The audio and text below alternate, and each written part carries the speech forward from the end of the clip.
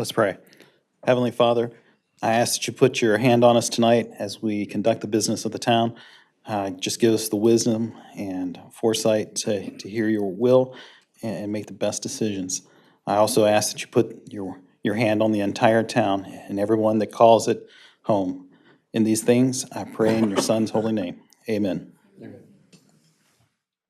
I pledge allegiance to the flag of the United States of America and to the republic for which it stands, one nation, under God, indivisible, with liberty and justice for all.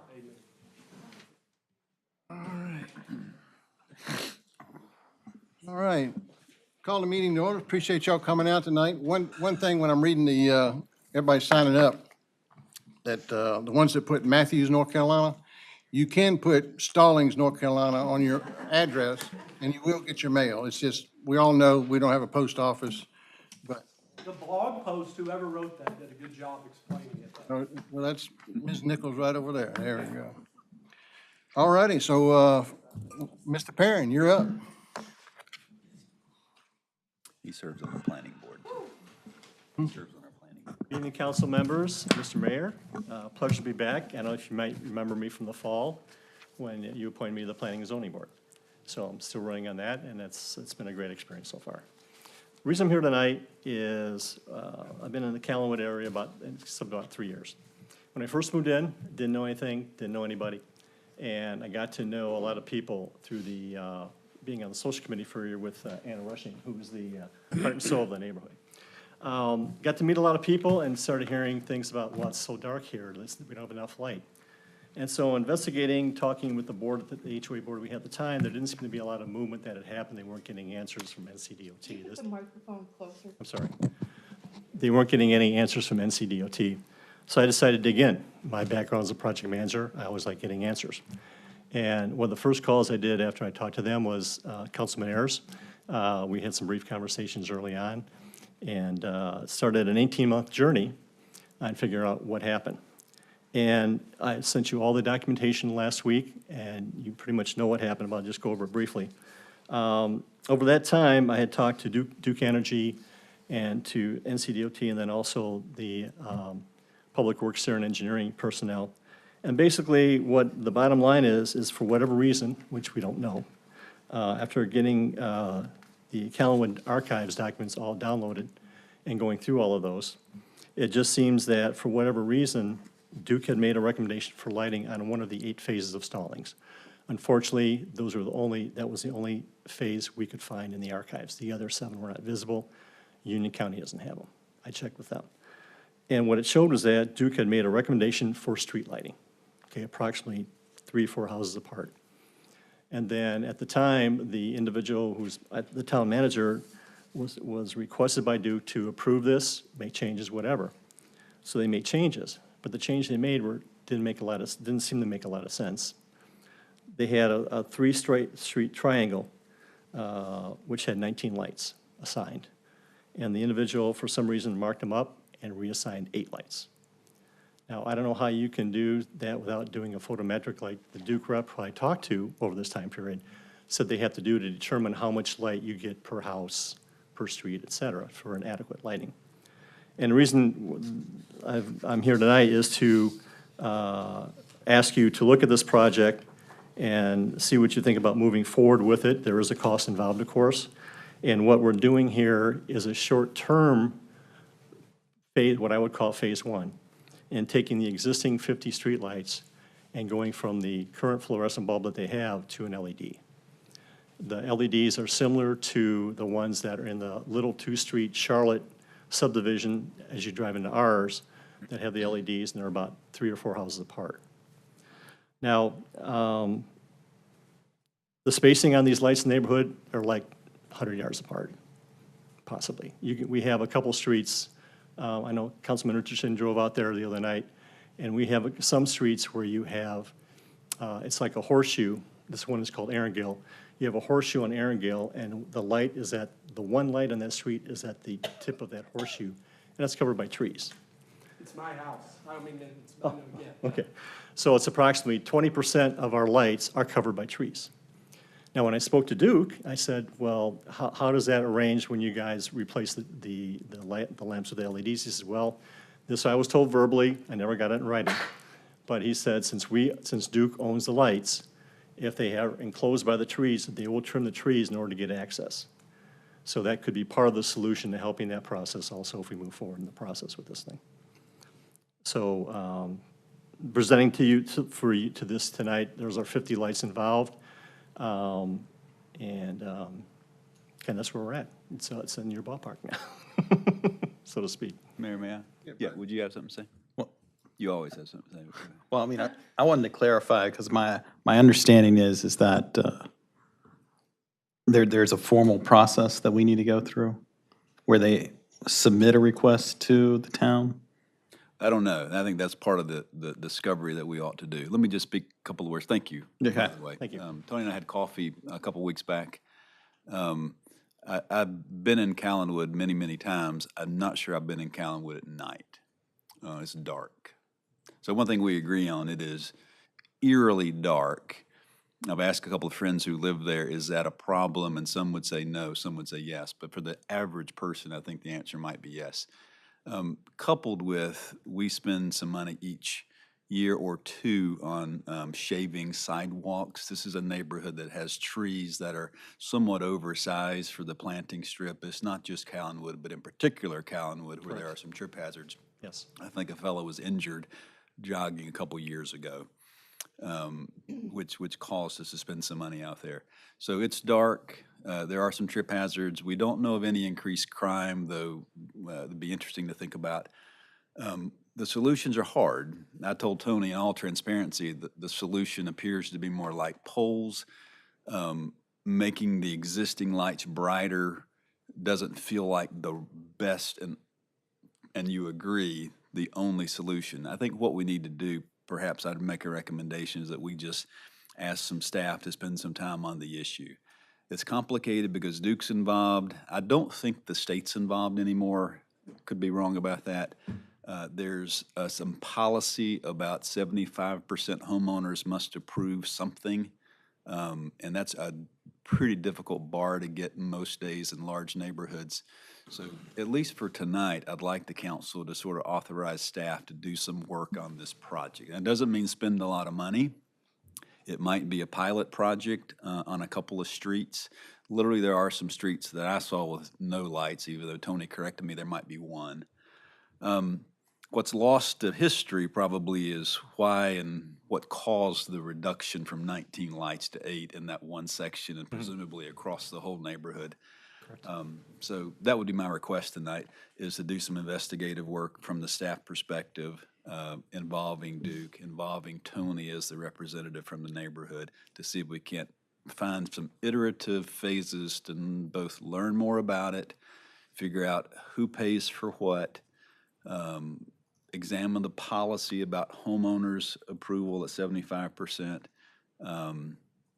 and look at it through the lens of safety and safety. That's my thoughts.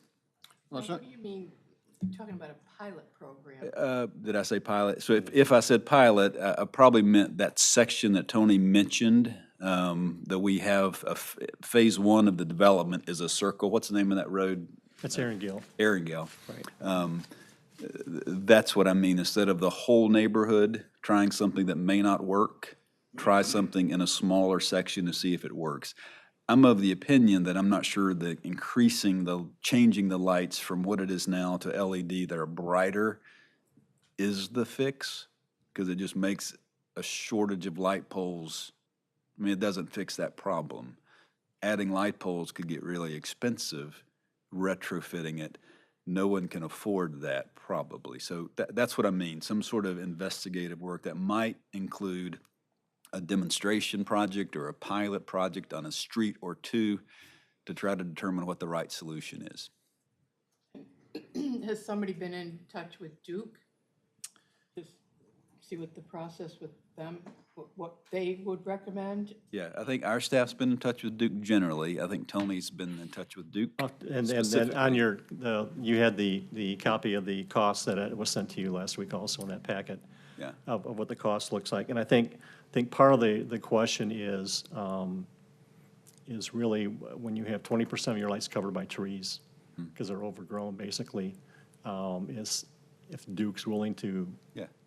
not charge us for that and trim those while they redo the replacement, Yeah. that would be an advantage to us. I don't know, since I'm not on the contract side, of course, Yeah. if Duke would charge us more for doing one or two street at a time versus doing the whole subdivision at once, Right. which is what staff could find out, I'm sure. That's sort of the questions. Yeah, great question, Laurie. Yeah, it could be maintenance of trees, it could be adding lights, it could be upgrading lights, but then there's this cost.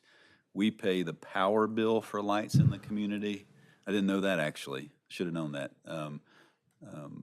So there's that dynamic as well. What does it cost? Does it save money to add new technology? I don't know. So those are some things to ask questions about. And the other, just the other brief point was, this would be considered phase one of the fix. If we could find a site development plan, which we have not been able to locate through our archives here in Stallings or at Union County, that's maybe where you all could help. Because that is what Duke Energy said they needed to do what they call a photometric, to figure out how many lights you need and where to put them. That's what they had told me early on in the process. So that's the other down the road kind of thing, All but right, that's, well, council, I certainly agree with Brad that we need to start the process from step one, just start the process and get staff involved and make this an official project. So can I get a consensus to just move forward here? Did anybody disagree? Graham? You're good? Taylor Ray? Laurie? Yep, All I'm right, good. Stephen? Absolutely. David? All right. There we go, Kevin and Max and Alex. So, you met our engineer and our planning? yes. Oh, okay. no, Kevin and Max That's very right. well. You're at the planning board. Yeah, I'm planning board, I know Max, yeah, and I know Kevin well too, yes. So Then I will get acquainted with those gentlemen, they're very good at what they they'll do. they'll start the process and we'll go from there, see where it leads us. Appreciate your assistance in this, thank you. Yes, Stephen? I mean, that vote on the HOA, I guess, can y'all write it up so that we don't have to go through, they don't have to go through that vote each time that there's a phase or a change? And the reason why I ask is because, like you said, 75% is gonna be tough. My question is, when I looked at the policy, the Stallings policy, I understood that that was only for new installs, not for replacement. So part of the So I don't know if investigation, that's, yeah. Okay, would that would cover that or not. So, okay. All right, that's good to know.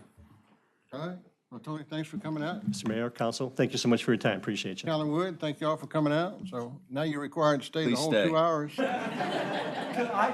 Since I just have one more thing I'd like to just echo on top. Sure, of it. come up, please state your name, name and address, please. Yeah, Will Griggs, 1124 Sarandon in Callanwood. On top of Tony's great work, I'm sure everyone here, members of the Stallings community, obviously, but, I think let's not look at this, so, money, obviously, but I just need to I want to come before this council and tell you guys what what's the word I'm looking for? I had it written down, now I'm feeling compelled to say something else, but people that don't live here and are trying to move into this area are doing everything they can. We are so blessed to be able to live in Stallings now, under your leadership, hopefully, as we can take this project and projects like this. I'm not gonna lie, it's a little concerning that no one knows what to do and has to say, all right, we gotta team up on streetlights. That's just a little concerning from a town, resident. But anything this group does, I just think needs to be on the agenda of what's gonna make Stallings great again. And I think that's what this council needs to get beside or get behind and what, I think that his presentation, all the work he's done, it's a little disappointing for it to just be now into phase one. And it's okay, thank you. Thank you, Mr. Griggs. All righty. Next up is our consent agenda. We have the sidewalk connection from Shirley Drive to Town Hall and the resolution for Cabarrus Stanley Union Regional Hazard Mitigation Plan. Does anybody have any questions about either one of them? No, move approval. Second.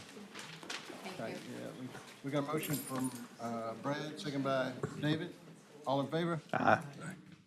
All opposed? Ayes have it. All right, next up is our agenda approval. We got two additions. We'll make them 6A. Alex has an update on some projects that he wants to bring us up to date on, and then y'all all, I don't know if everybody had the chance to see the email today about House Bill 765 that our attorney sent to us, so we're gonna add that and make that 6B. All righty. Okay. Can I get anything else? Can I get a motion to approve the agenda as stated? So moved. Motion by David. Second. Second by Stephen. All in favor? Aye. Ayes have it. All righty. Max, Destination Stallings Silver Line. How you doing tonight? Hey, good. How are y'all? Good. Okay.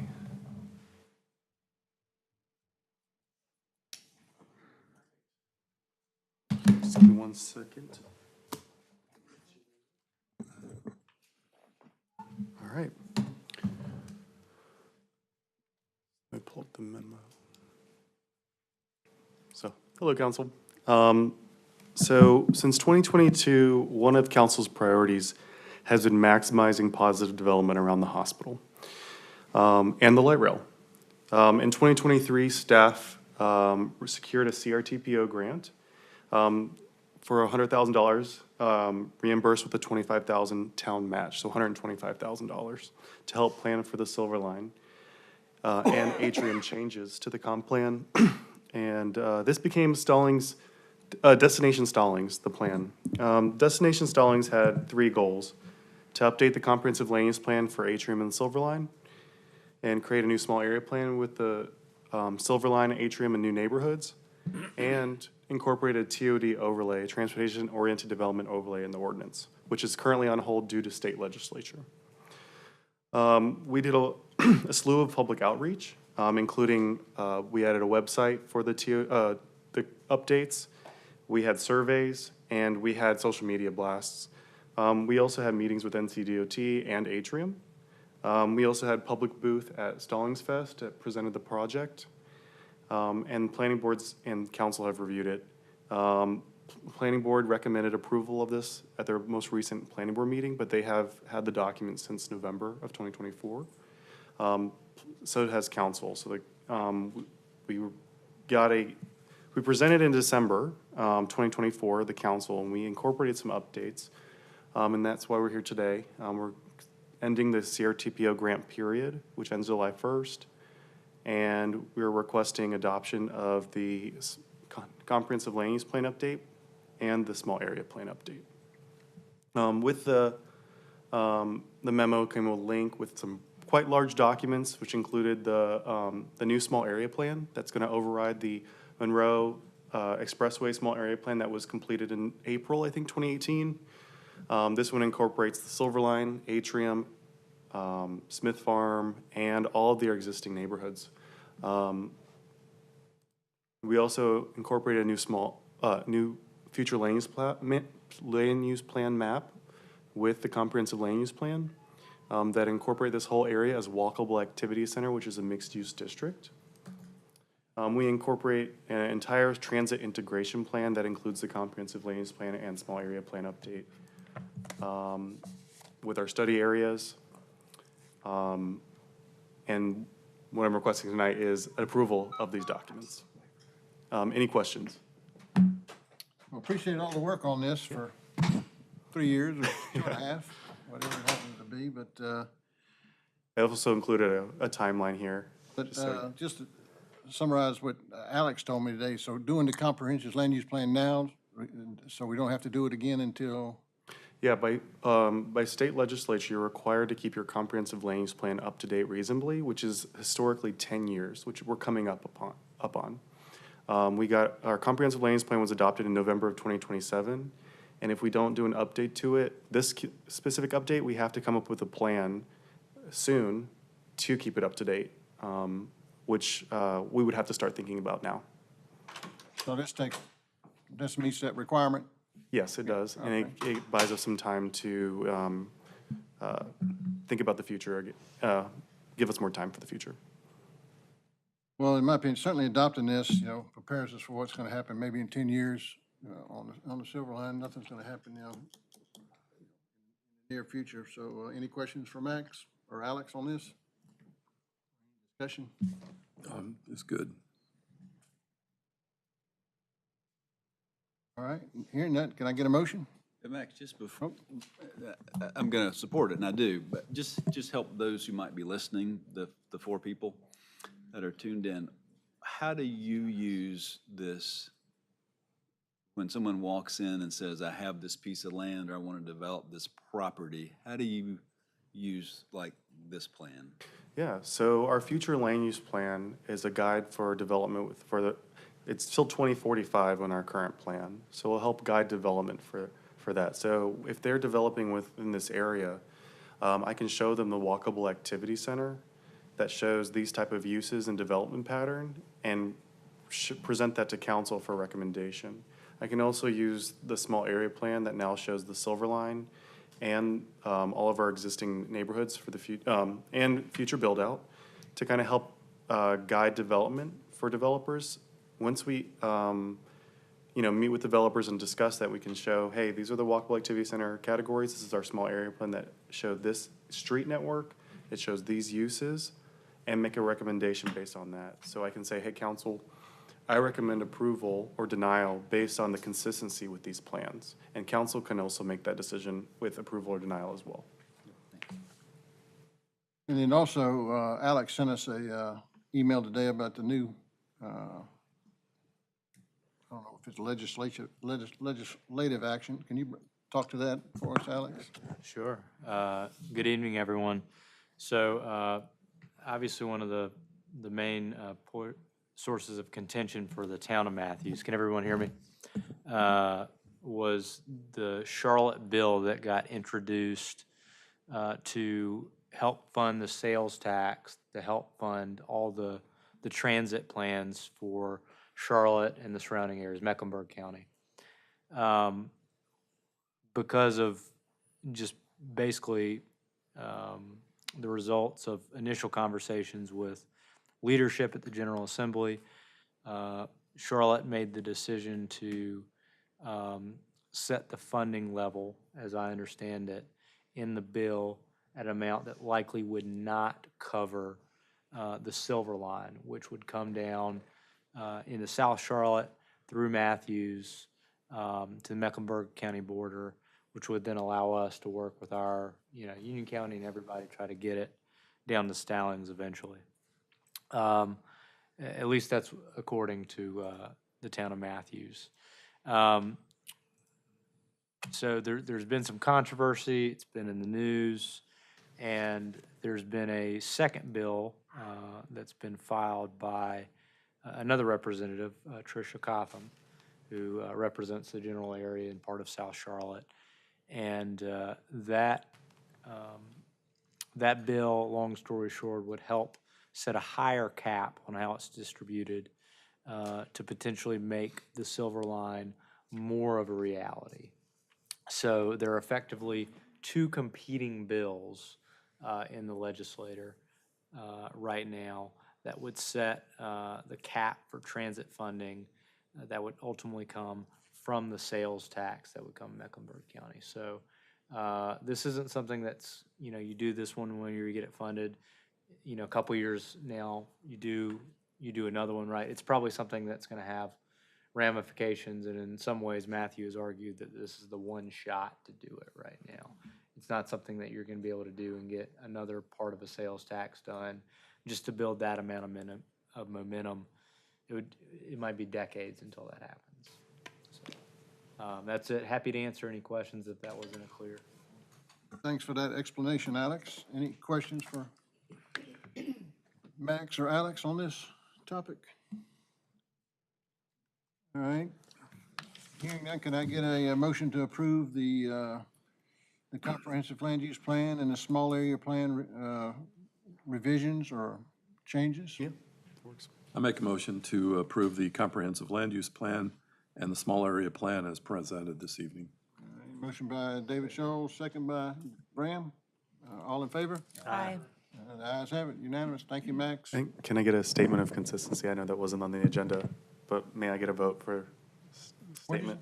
Needs a statement, if you'll read it.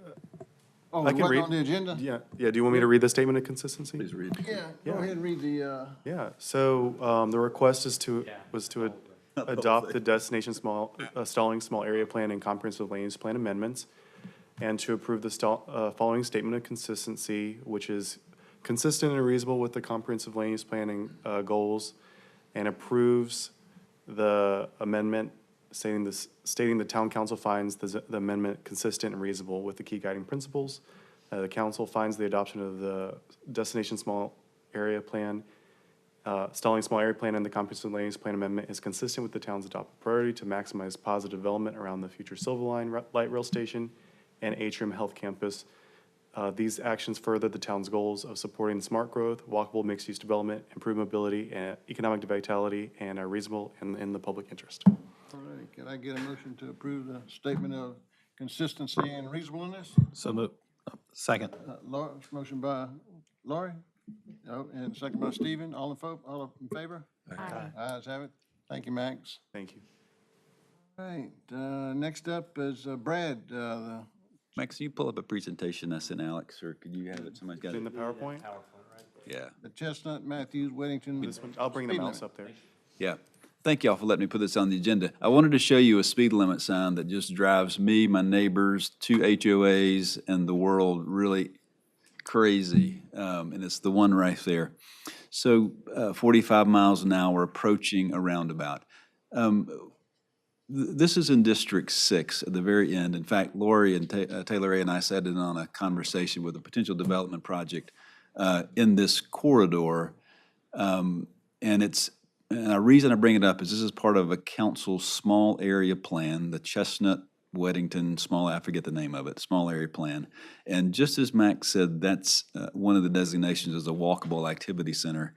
One of the things that is an impediment, we believe, in District 6 to a walkable activity center is the speed on this road approaching the roundabout and through the next intersection. So if somebody can drive this presentation, we got it here? Yeah, this will be really quick. And by the way, the ask is simply this. At the end of this brief conversation, reach out in a formal way from the board to the state to petition to lower the speed limit. We've tried on occasion at the staff level. Hasn't passed the quote speed test, whatever the metrics that meet a threshold to lower the speed. But let me just show you what we're sort of talking about. Now, this is an area, is there a mouse that moves with this or no? Is it moving? You're moving at lightning speed. Oh, lightning speed. Yeah, like the traffic on Weddington. Traffic. So this is the town line. Perfect. Can y'all see that? Is it happening behind me too, or just up there? All over. Okay. This is Matthews Weddington Road. This is Chestnut Lane. The pink is our town of Stallings. This is an unincorporated parcel. The green is Indian Trail, and this is Weddington. So this is sort of a mix of 3 municipalities all together with the county. The speed limit, so I wanted to point this out. So the intersection where the roundabout is here, this is our small area plan. You can kind of see the shape of that area, the county line, and our small area plan. This is Solis, which was a highly contested apartment complex about 5 years ago that got the community out here in an uproar. And to be honest, it's not a bad development. It is what it is, and they're good neighbors. It's a clean, safe property, and it helped build this traffic circle right here that moves traffic very nicely. What is up for development now, we'll see a rezoning petition for this parcel right here that I'm circling. This was an old Harris Teeter property that's now going to be proposed for residential development with some commercial up front. But what I wanted to show you was sort of the land use and the potential for a walkable activity center does exist if this road would slow down.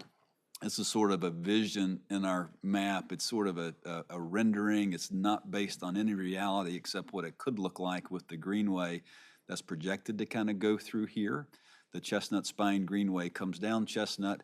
Here's the traffic circle, which you can barely see. Here's the apartment complex that was planned at the time this was done. And this is sort of the street front retail and commercial that could happen. This is the same thing over here. This is more multifamily, which may or may not happen here. But anyway, you get the vision. So this is sort of what we see in our district as desirable to some degree, and the road is 45 through here. There's the roundabout, and we have contended for a long time that it is walkable. that you can literally cross this roundabout when development up here happens. Up in the upper right-hand side, that's owned by a family called the Freemans, and they are approaching us about what could happen on this parcel. The lower unit is going to be in this state for a long time before the owner decides to sell, nothing pending here. But if you look, it was designed with these crosswalk sections, and crossing roundabouts is never easy and never the safest. You'd rather everything come to a stop, but it's doable. You can see right here, the lower traffic that goes in and out of Chestnut Apartment is usable, and I use it every once in a while to walk myself. This is our small area plan. This is existing speed limit on this road. Mecklenburg County has a roundabout up here off the screen, and you can see 485. It goes under that road. It doesn't connect. There's not an interchange there. But it's 35 miles an hour on Tilly Morris Road. Right when it crosses the county line, right when it goes into Weddington, it turns to 45 for some unknown reason. And it goes 45 through this roundabout with the school. School hours probably do reduce the speed. I'm not even sure about that, but it's 45 through here. There's this 35-mile-an-hour caution at the turn, 35 caution at the turn, and then we get into this zone right here, which turns downhill and speed picks up, and you've got the roundabout, and then from here you accelerate, and this is sort of the section in question. Full disclosure, by the way, just so you know, I live in this neighborhood here, because don't do it for me, do it because it's the right thing to do. This is sort of an exit out of the roundabout. You come swinging through here, and you can literally be at 55, 60 miles an hour by the time you hit the county line. Enforcement sometimes helps, but isn't always feasible. So this neighborhood is Polo Ridge at Weddington, Great Stallings community. This is another neighborhood here. So this is the area that we'd like the state to slow down. You practically have to slow down to get to the roundabout, but right through here is where we'd like to see the speed limit reduced. Once it gets out of the city limits of Stallings and into Charlotte, this is fine. I should point out this is the park. A lot of traffic here. Neighborhood kids from all over here cross this street daily with bicycles, dogs, on foot, on skateboards, and we're dodging traffic because of the speed. So talk to Alex about the potential of somehow getting a crossing up here in lieu of a crossing down here, because all the traffic up here is children crossing the road most days. So that's a long story. That's sort of it. So the question is, can we petition the state in something other than your traffic numbers don't support lowering the speed, but more of a, this is a small area plan, we have development, we have residential coming, we have residential here, we have crossing the street with children with no potential to cross to the county park, so it's a safety issue. Can you help us? And might we involve Indian Trail or Weddington? I don't really know, but that would be my request to the staff. Well, I vote for you to make the presentation to DOT, so. I will, Yeah. yeah. So, I think that's what we need to do. We, tried several years ago, probably 5, 6, 7 years ago to get this on the, over at Idlewild Stevens Mill and Lawyers Road, and they gave us the same standard answer. So I think we need to build a presentation and present it to them, to Brett Knight and that group, and then if it doesn't get past him, we take it up to whoever we need to. So That's the request tonight, is just to have staff work with me to help build a case. all right, Questions, Steve? Well, I mean, is it What's just, sorry, go ahead, Steve. go ahead. What's the length of the road that you're talking about? I mean, the length that you want to lower Yeah. the speed limit? Well, if I had my wishes, all of this road beyond the school zone roundabout ought to be 35. It makes no sense. I'm okay with that though, because I don't travel that, and there's not, the amenity in the small area plan in Stallings is up here. This is our sphere of influence. We can let Weddington fight this battle. That's why I'm glad to have them involved if we could. This is what I'm focused on. That's probably 300 feet. This is probably 300 feet. And you want to go to what? 35. 35. This is Chestnut Lane, by the way. It's hard to make an argument from a safety standpoint. This road should go to 35, but I would say as you go another 100 feet past the screen here, maybe 300 feet, I should not exaggerate. Then take a pretty sharp downhill turn right where we remove that median with those two neighborhoods now that are able to turn left. So it is 35 there, but by the time you see the sign that it's 35, slow down, you're headed downhill, and she's been enforcing that for a couple of weeks now. It would be nice if that whole area were 35 as you approach the roundabout.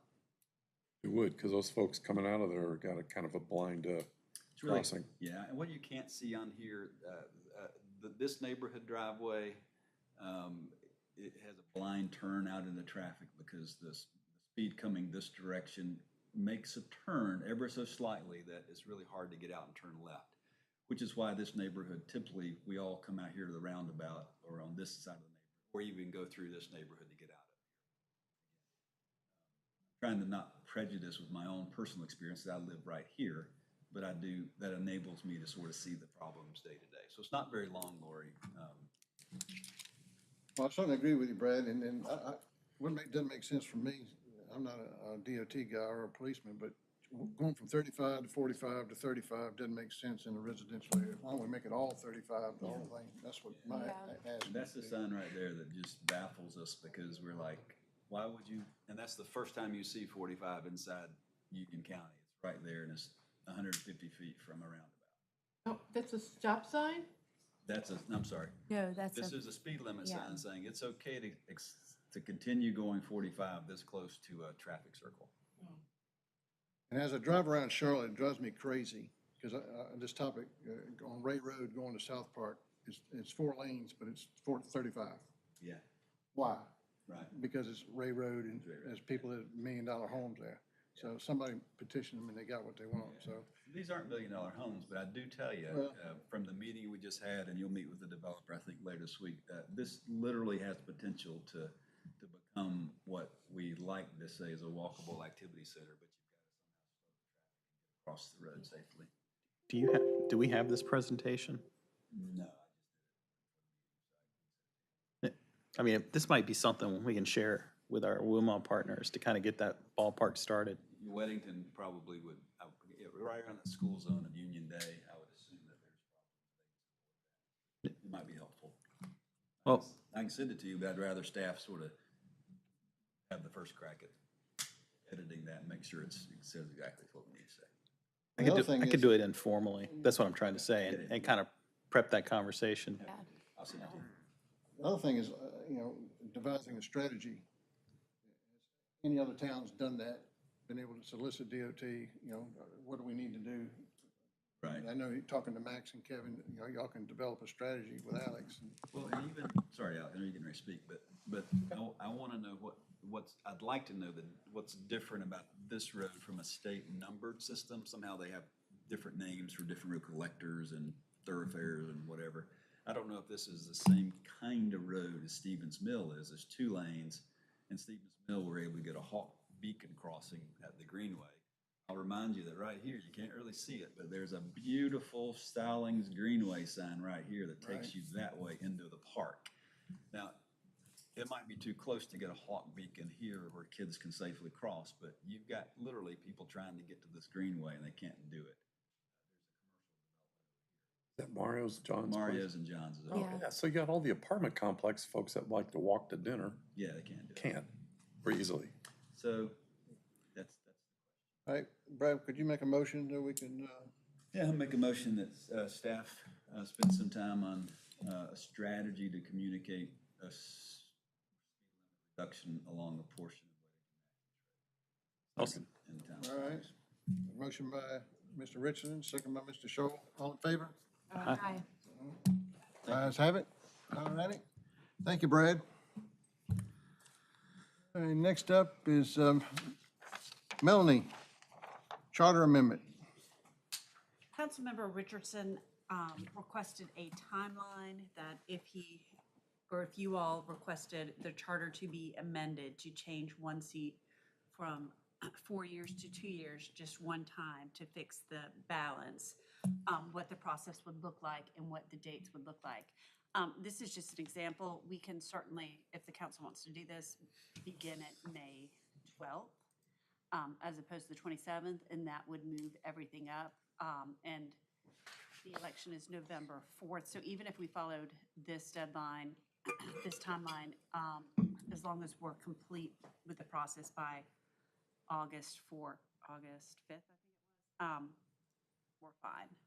But the first step is to adopt a resolution stating your intent to change the charter, call for a public hearing, and that can't be more than 45 days after the resolution. Then June 4th could be, we would publish notice of the public hearing. June 23rd would be the actual public hearing date.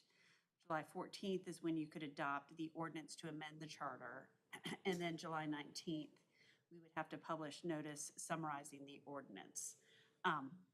You can put it on the ballot if you want to. I got a sense that there was not a desire to do that.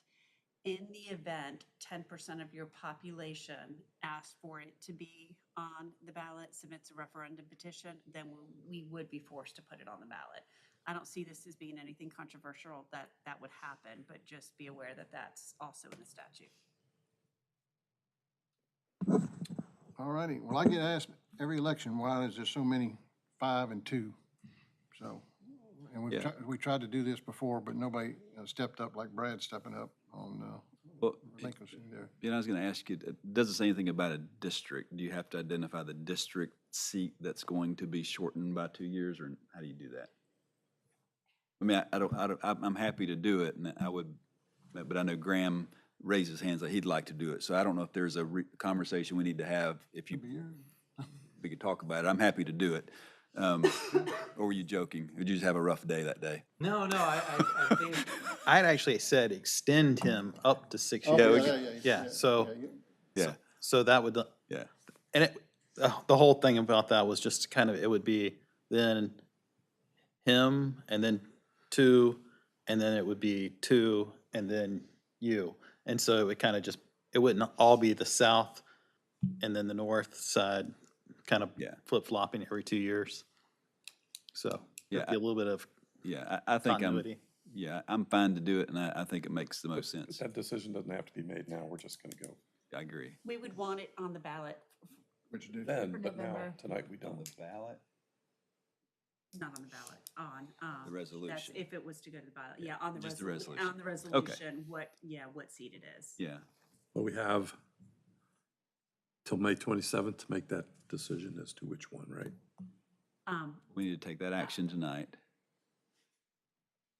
Start. Councilmember Shaw, I would recommend it if the council is interested in doing this. If we did it on May the 12th, we started the process on May the 12th. That would just give us a little leeway in case something happened at one meeting. That's fine. But if you don't want to, you can start it on the 27th like it says. My only concern was I kind of thought we were jumping to picking which district seat was gonna be We would one ask now, for tonight. that, Tonight? just so that it could be on all of the documentation, because it would have to be written as such that it's just this one seat for this one district, not all council seats. I get what you're saying about the south and the north, and I don't know that's ever been a big issue or continue to be, so I'm happy to volunteer as a District 6 rep to do a 2-year term. As long as Mayor Dunn, if I decide to run for another 4-year, would be my campaign manager. No, just kidding. I'm happy to do that. got a I'm bunch of also ladies that- thinking, I'm not ready to say yes, but perhaps mine do. We can't all do it. I'm just saying. Oh, mine is. It was my idea. No, You can't cut off after 2 years. No, Brad, I got a bunch of ladies in Santa Mara that run my campaign, so you can talk to them. but you're gonna have some time. He then. did not. Yeah, okay. All right. Uh, Any other questions for Brad or Melanie? Are we specifying which district tonight? Yeah. You okay with me doing it? I'm serious about volunteering, because I think it makes sense to have it not just all south, one election, not all north, the other. Like kind of staggering it, but that's just I'm not doing this because I only want to serve 2 years. I'm leaving town. That's not the reason. So if it makes better sense to you to do it and you're willing to, I'm fine to have it. I just think it ought to be done. And I was thinking no one would want to do it, as we've shown in the past. So I'm happy to do it. But if you're happy to do it, and if it makes better sense from a balance standpoint, we can do that. I just think it ought to be done. Well, before we take a motion, then let's do a little consensus then, so. I say we just give them knives and fight it out and whatever they It wouldn't be decide. a long fight. I'm just saying, I don't think either one of us probably care that passionately about it, but So who favors Graham's, doing Graham's district? So Graham, Taylor Ray? What? Which one do you, We have to pick? yeah, you gotta pick between Graham or Brad. That's why you get paid $400 a month. Which district do you want? Don't think of it as Graham or Brad, just which district, north or south? And for me, I'll tell you, it's not this council that I'm worried about. It's the council 15 years from now. I think this council works very well together. It's a very cohesive. I've been at WUMA meetings where they've discussed how their councils are very divided and there's issues. And so I'm thinking, you know, again, 10, 20 years in the future, does it make sense? And to me, with the people that are here now, it doesn't bother me either way, but for 20 years from now, it feels like it'd be better if Graham. All right, so that's three. We'll skip Lori. Okay, I'll do Graham. Okay, all right, that's It's District One, He's it's in not my- Graham, it's District One. It's Yes. just- This is my ploy all along. No, all right. it really wasn't. So if you can make the motion, Brad, and include it. Are you seriously okay with that? It means you have to. Yeah, I think to Stephen's point, that was my concern. Take the people out of it, it does make sense, I guess, if Yeah. you think about it from a Yeah, it's district. not about me, it's about. Well, like I said, a lot of people ask me why is it 5 and 2, Right. and it's been that way forever, so. All right, so if you can make that motion, Brad, included District 1 in it? Feel bad to do that now, but okay. Here, I got a knife if you. I make a go and motion Finish to- him off. No, Yeah, the okay. action's up there, yeah. To direct staff to start the process of amending the charter, clarifying that the District 1 seat will be a 2-year term for the next election cycle. Only the next. And then we'll And then, revert back to a 4-year term. Yeah. Brad, obviously, Melanie, you'll work with staff drafting this. Yes. Yeah. All right, we got a motion by Brad, I'll second it. seconded by Graham. That's appropriate. All in favor? Aye. Ayes have it. All right, thank you. Before I forget, I meant to do this, but her face was being blocked by all the speakers. We're glad to have Eunice back at staff tonight. And then, I don't know if y'all got out to see the Area 50 event. I mean, I was surprised, I mean, there was a lot of people out there. There was a lot of stuff going on. We had a beautiful day, so thank you, Eunice, and glad to have you back. Welcome, thanks for coming. All right, next up is, we got, HB 765. yeah. 6A, 6B, right? Yeah, we got the closed session. I should have done that. I should have made this 5A and 5B. I'll make a motion that we adjust the Yes. agenda to do 6A, 6B, and then 6CB, closed session. All right, sounds good to me. Motion by Mr. Scholl, second by Mr. Hall. All in favor? Aye. All right, Alex, all right. Great, thank you, everyone. First thing, as the summer rapidly approaches, we are starting our HVAC work. It's a race against time in order to get that work. We had a subcommittee meeting today and it was uncomfortable. And the police downstairs are effectively out of AC, so we want to make sure we get that project done as quickly as we can. Because even though we were hot, you know, imagine all the, you know, the bulletproof vests and everything they're wearing. So the project is scheduled to start on April 30th, which is this week. Police will be able to continue to operate as well as Parks and Public Works. The second floor of Town Hall, those folks from April 30th to May 23rd, we're going to be working remotely with the exception of 1 day a week. And we'll still have staff here that can help any walk-ins and transfers. So we've gotten together and to develop a plan on that and communicate it to the public and everything. So things might get there might be some prizes, some unexpected things. We'll just work through it. So we'd ask for your patience and everyone in the public's patience as well as we get the HVAC repairs, the needed repairs done. If any questions or concerns on that one before I move on to the next one? The next item is good news. We've had, thanks to Ms. Donnelly and her team, the Tot parking lot. Tot, I keep calling it that. I don't know if, is Tot the right? What's the appropriate? Refer to the playground? Yes, Oh, the I tot you lot. could call it a tot lot, if Yeah. you wish. The playground for the youngest children, which the board funded, has been completed as of today. So it's very nice. It's got artificial turf. It's a welcome upgrade. We got a lot of feedback from the public. That's something that they wanted to see, and it was on our capital improvement plan. So staff would recommend having a formal ribbon cutting. We sent you several dates for consideration. It's kind of tight because we've got so many budget meetings. We have subcommittee meetings, and those take up the times for the most part before council meetings. And I know the rest of the week, it's really hit or miss. Various council members have obligations, legitimate obligations on other days. So we've got some options, but really the only feasible option that I saw for you all that I would suggest would be Monday, May the 19th, to do it at 6:15. At 5 o'clock that day, we've got the all committees meeting, so we would go until about 6. Then we would have at 6:15 the ribbon cutting across the road here. It would be great because all the committee members were here. They could hopefully, we would encourage them to come join us, really get together as a community and celebrate. And then at 7 o'clock, we would come back for the budget meeting. So I know it's 3 meetings, it's a lot to ask of y'all. At the same time, the feedback I've heard is, hey, Alex, if there's 3 meetings, I would rather have them all in one day as a town council member versus having them on 3 separate days in a week. So that would be our recommendation, is to have it at 6:15 Monday, May 19th. So say those times again. What was the 5 o'clock? Sure.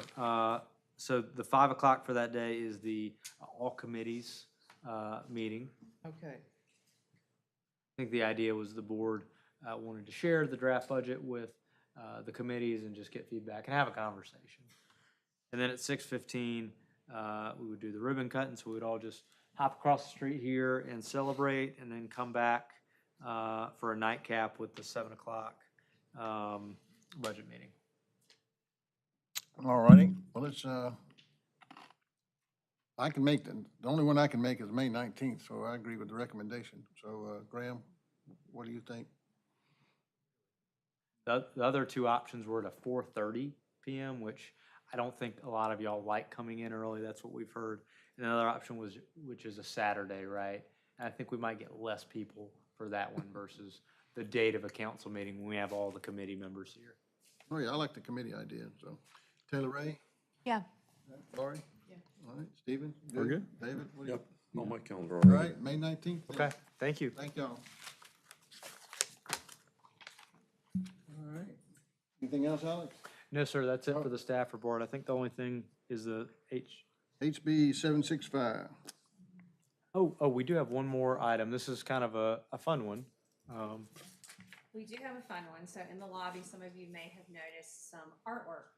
And that artwork are the runners-up and winners per grade from Stallings Elementary for our 50th anniversary art. It's in this lobby? It's in our lobby. They're on both sides of the TV screen out there. But we do have a job for you. There was an art committee that selected the winners and runners-up of each grade.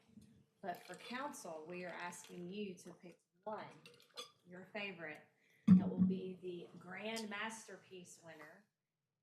Artwork will go on the Stallings 50 Fest t-shirts. Oh, that's sweet. So, The pressure is on.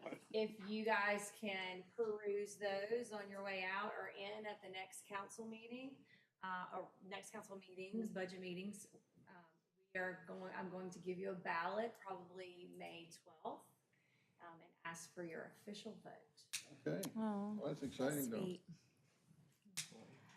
This is Stallings Elementary School students. Yes. That's cute. Look around. Boom. I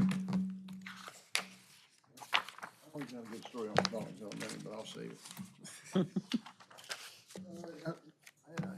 HB 765. Everybody got the handout there, and who wants to, Alex or David?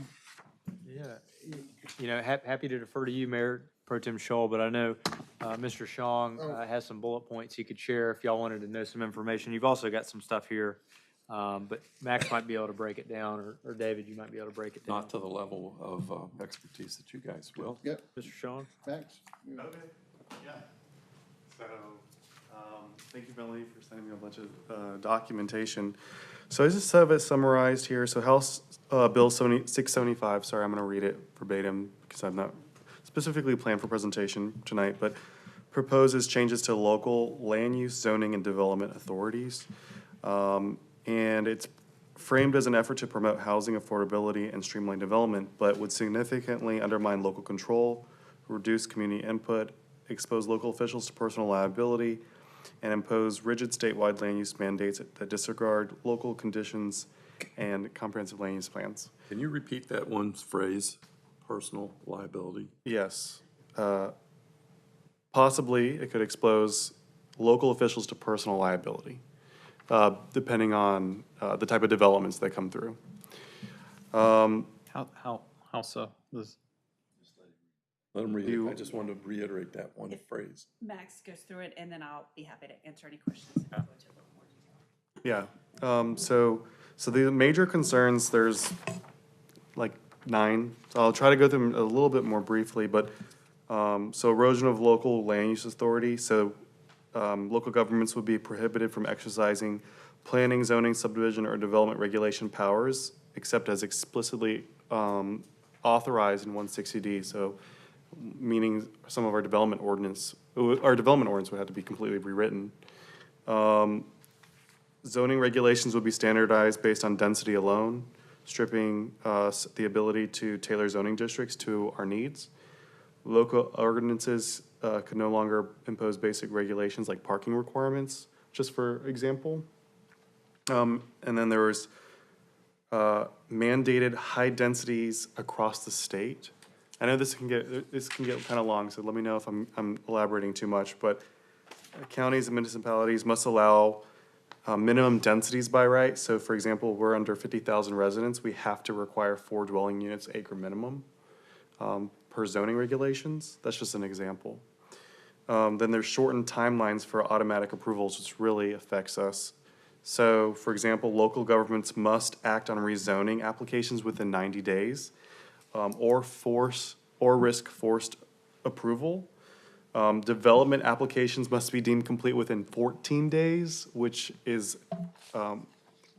would create a lot of stress on staff. And I do think those timelines are unrealistic.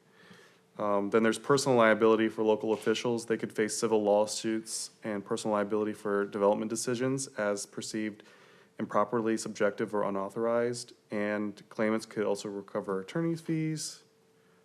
Then there's historic preservation issues, so establishment of historic districts are more stringent. There's extended vesting periods, so instead of 2 years, you're required to have 5 years for all vesting periods, minimum. Local governments will be required to prepare fiscal impact notes for ordinances for constructing, purchasing, owning, selling single-family residences. Any resident could file a civil lawsuit against the local government for failure to prepare such a note. There's utility allocation mandates so utilities must reserve sewer and water capacity for projects for at least 24 months. And it keeps going. I'm gonna stop there. All right, Melanie, you got some? Yeah, one of the main things it gets rid of is conditional zoning, and that's a very important tool for local municipalities that we use a lot. So I think that's really scary to take that away. Max talked about some of the timelines. So if something happened and they were not able to get to a application on time, then it's just deemed approved. It regulates width and length of residential structures, requires parking, does not allow us to set certain parking spaces, doesn't allow us to have driveway sizes. We cannot require sidewalks. The density Max already talked about, that all the residential area would be 4 per acre as a minimum starting point. In terms of the right to sue local government officials, that has to do with your decisions. So if a developer thought you made your decision, not based on the evidence that was presented at the hearing, but because you had a conversation with someone else or some other reason that's not allowed, it would mean that they could sue you all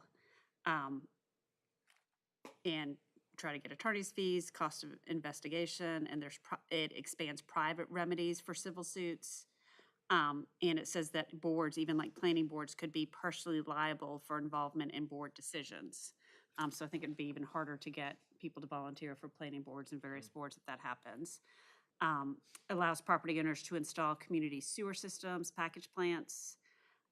Instead of the town accepting the bonds for performance guarantees, that burden would then be put on NCDOT, and they would be in charge of ensuring that streets are built and completed. And we all know what it's like to get a response back from NCDOT, so putting that burden on the state as opposed to the town, I think, is dangerous as well. And it limits our authority, this is very important too, limits our authority to require transportation-related improvements unless the need is established through substantial evidence.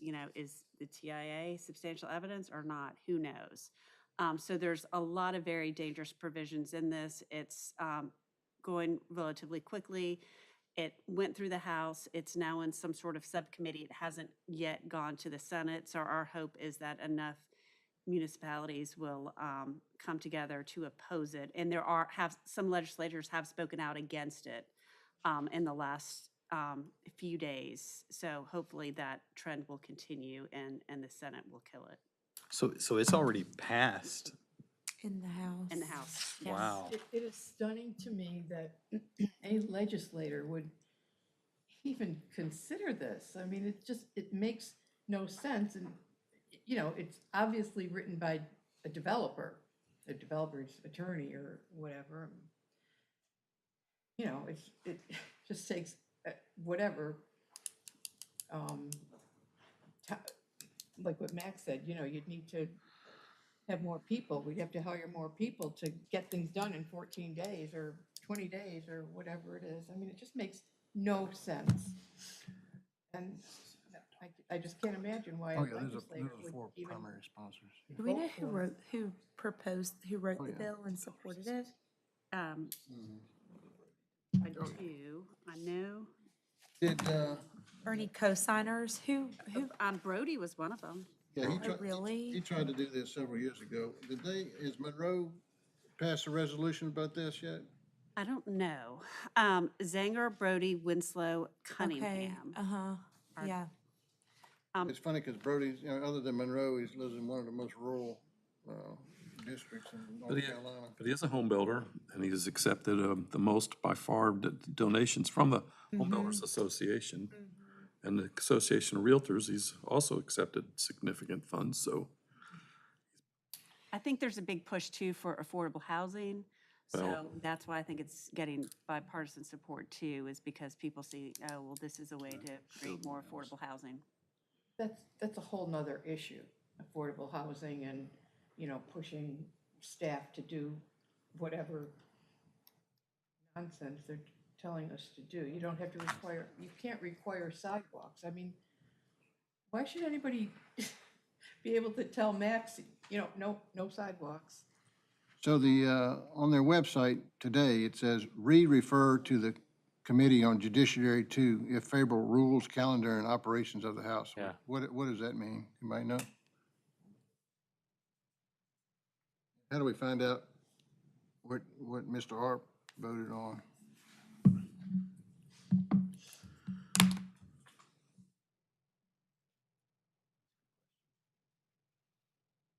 You got the vote here somewhere. In the correspondence that the league sent out dated April 25th, it did say that some members are speaking against it. Jay Adams of Hickory was quoted as saying it's really about taking away municipalities' ability to govern how housing is built and where it's built and how much of it is built. And I've got a little bit of a problem with that. So my guess is it's in some committee because there's been so many complaints and people are actually reading through it and seeing all of the issues. So it's in committee, but it's been voted. Yeah, so, What, do we know where, It what doesn't say committee it's it been is? voted by the House, so does it? I can provide an answer to these questions. Rules or- As Mayor said, it was past the first reading in the House, which apparently means it was formally introduced in the House of Representatives. Now it's been referred back to committee. And so passing the first reading is just a procedural matter. I don't think that means that the House has debated or approved the bill's substance, at least not yet. So it just means the bill is officially in the system and moving forward. Right. So now the next step is to go to one or more committees for discussion, potential amendment, and a recommendation. So it looks like the lobbying might not be need to be solely focused on the Senate, but the House as well. Sure. The House Housing and Development Committee passed it, but not the House itself. Okay. Well, let's get this passed and then get it to every House of Representative tomorrow, if possible. Yeah, absolutely. And Yeah. I would, Get this out on social media as soon as we can, too. would you like us to put it on social media? I would. Make it like shareable. Ask them to contact. Well, I'll be at NCLM and have a chance to talk to some folks that, You want us to share our elected officials' absolutely, names? Sure. Who to contact? absolutely. Absolutely. Okay. all right, sounds good. Everyone else is, that is doing this, a similar resolution is providing all the information they need to contact. Absolutely. Melanie, how does it work? Is it like a standalone bill? They can't put it into budget or just skirt it? How does that work? Because, if it goes into budget, it's automatically Right. approved. I don't know all the details of that, and that's what happened with, was it 382, the down zoning? That got put into the Helene relief, and who wants to and vote then it against just- that, right? So Yeah. that passed. Now, this bill, not everything in it is bad. It does undo 382, the down zoning, so that is one good thing about it. But in terms of what they can put it in, I don't. I don't know how that works, if it's standalone or a companion or, yeah. Well, let me read part of this, and then we can vote. Tonight, we got a resolution opposing changes to local planning and zoning in House Bill 765 and related bills by the North Carolina, General Assembly. Now therefore be it resolved that the town of Stallings Town Council urges North Carolina General Assembly to leave planning and zoning decisions to the locally elected boards and their citizens, and that the North Carolina General Assembly immediately terminate House Bill 765 and other related and similar bills which severely undermine the rights of local citizens and their elected local government officials to make zoning rules for the communities as they see fit. Any other questions, discussion? Question and then actually two questions. So first, is there anything in the bill that actually does speak to affordable housing? Like a mandate that 20% of houses or new development has to be? I don't know about that. There may be, there may not be. It looks like it's a pretty lengthy bill. I would say that there's probably an argument, I would suspect, that by requiring densities in some cases, they're increasing the housing stock and thus make it more affordable. Suspect even if it isn't as specific as that example, which is a good one, Graham, the argument is probably still there that it's at least trying. One could make the argument. I'm not saying it's right or wrong, but one can make the argument based on what's. I mean, you could also then look at South End and say, well, those rentals have gone through the roof and they're extremely dense. So.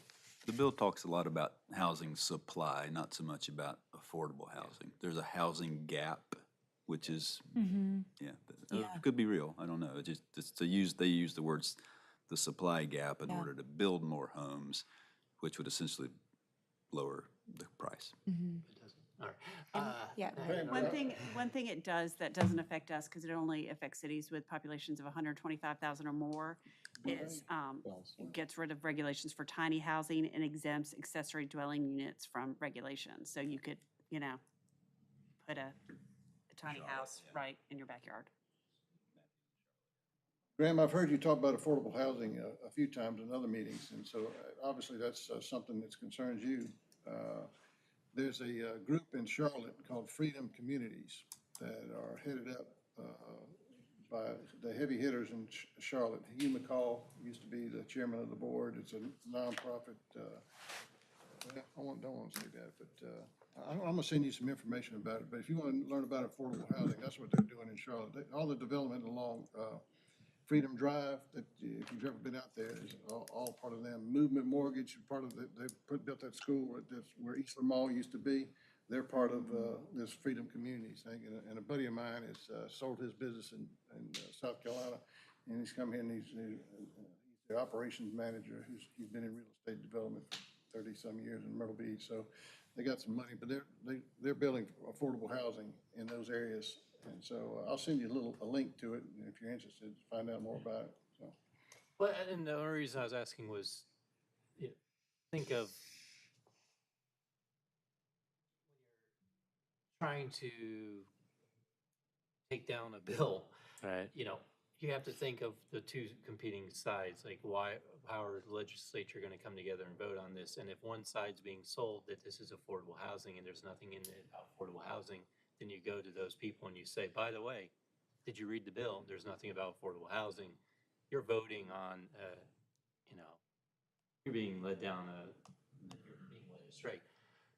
But, and then my other question was, is this resolution, is it coming from NCLM? Is the wording, or did we draft it internally? We did not draft it internally. Indian Trail adopted it. And I was on vacation last week, so I'm not sure if it was drafted by Indian Trail or they got it from the league. My concern is that if you have 100 towns sending out the exact same resolution, people are going to look at it and eventually go, okay, you're all just, it doesn't carry as much weight when, you know, sometimes if things vary and look different, people might read them. Yeah, no, I think that's a really good point. You know, sometimes we've all seen it where people just send in forms, right? So not effective. I think the key here, this would be my recommendation, is if you're against it, which obviously you are, approve it. I think the key here, and what I always recommend, is the most effective thing when it comes to trying to get the legislature to take some sort of action, kill something, approve something. It's having the folks that are elected officials contact the folks they know in Raleigh and individually and rely on those personal relationships. Like the folks in the General Assembly, their email boxes, the amount of stuff they get on a given any day is just super massive. I think the key is to have the folks on the board who have those relationships reach out and one-on-one and just, you know, like the old saying, all politics is local, all lobbying is local. That's what I've seen in my 12 years as a town manager been the most effective way to try to kind of get the General Assembly members to go where you want them to go. David? Your point, Graham, the bill is 31 pages long. It uses the word affordable one time. But yet it is affordable housing. So take that as you want. I substituted last week for Stephen at the WUMA meeting, and they are scheduling a legislative meeting in May. I can't remember the exact date, but the details will come out shortly, with all of our local reps invited. They weren't going to invite Mark Brody because he couldn't make the original one, and I pushed kind of hard that why would you not invite Mark Brody, seeing as how he's the author of this, and this is the one the one bill that came up during the discussion at WUMA that everybody was up in arms about. So absolutely, Mark Brody will be invited, as well as Dean Arp and David Willis and Todd Johnson will be invited. Whether they all make it, who knows? Their schedules are tight and hard. I get it, but at least they'll be invited, and WUMA will be able to have a discussion and Q&A with them. Yeah, Willis is not one of the sponsors, yeah. No, he's not a sponsor, but he's one of our local guys. Right. So, same with Dean. Dean will be there. Right. Dean's already said yes, so. He already voted yes on that? No, No, he said he's yeah. RSVP'd yes to attending the thing in May, WUMA meeting. All righty. What's the pleasure of the council then on this resolution? I make a motion that we approve this resolution, sign it, and forward it as needed. All right, motion by David Shaw. Second by Graham Hall. All in favor? Aye. Well, so we all know Dean, but there's another guy, and that's a very, very good friend of mine. It's in Greensboro, John Blust. And if y'all want to send something to him, tell him you're on the Stallings Town Council and I'm the mayor, he will read it. So, believe me. So What's that last name again? Blust, B-L-U-S-T. So it's better to write to them than call them. Yeah, either one, email, call, Text. text. Todd Johnson have- always says he gets so many emails every day, he would much prefer you call him. Yeah. That, I mean, I'm not, that's what he said at public meetings before. I can't speak for Let the me rest see, of I them. know I got it. And Joey, his assistant, I can give you, Joey's really good at correspondences. Joey's the best.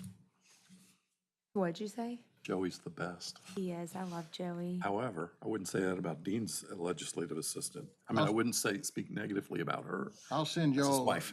Yeah, I'll send y'all- Joey's very I'll on send top y'all of his John game. Blust mobile number here after the meeting. His brother was my college roommate, and his brother was a commissioner up in Watauga County, so he is a strong conservative. All righty, did we take a vote on that? Yeah, all righty. Next up is our closed session. So can I get a motion to go into closed session pursuant to North Carolina General Statute 143-318.11A6? So moved. Motion by Mr. Ayers, second by Mr. Hall. All in favor? Aye. Aye. Thank you all for coming.